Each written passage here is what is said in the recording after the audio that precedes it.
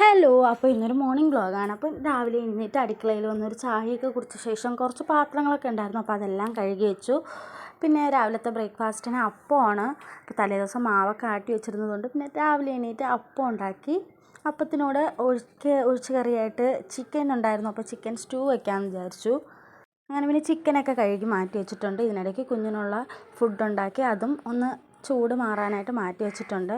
Chicken stew വയ്ക്കാനായിട്ട് നോക്കിയപ്പോൾ ഉരുളക്കിഴങ്ങില്ല, carrot ഒന്നുമില്ല. പിന്നെ ഉള്ളതുകൊണ്ട് ഒരു തട്ടിക്കൂട്ട് സ്റ്റൂ ആണ് ഉണ്ടാക്കിയത്. അതിനായിട്ടുള്ള ഇഞ്ചിയും വെളുത്തുള്ളിയൊക്കെ ഒന്ന് ചതച്ചെടുത്തു, തേങ്ങയൊക്കെ ചിരകി അങ്ങനെ തേങ്ങാപ്പാലൊക്കെ സെപ്പറേറ്റ് ചെയ്തു.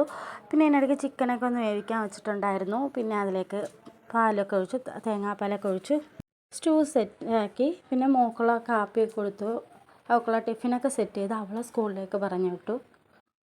അങ്ങനെ പിന്നെ അവളെ കൊണ്ടാക്കിയിട്ട് വന്ന ശേഷം രാവിലത്തെ കാപ്പി കുടിക്കുകയാണ്. അപ്പോൾ നല്ല ടേസ്റ്റ് ഉണ്ടായിരുന്നു ചിക്കൻ സ്റ്റൂ.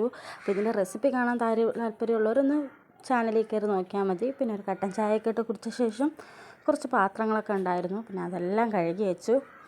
അപ്പോൾ ഇന്നത്തെ ഈ വീഡിയോ ഇഷ്ടപ്പെട്ടവർ ഒന്ന് ലൈക്ക് ചെയ്യണം, സബ്സ്ക്രൈബ് ചെയ്ത് സപ്പോർട്ട് ചെയ്യണം.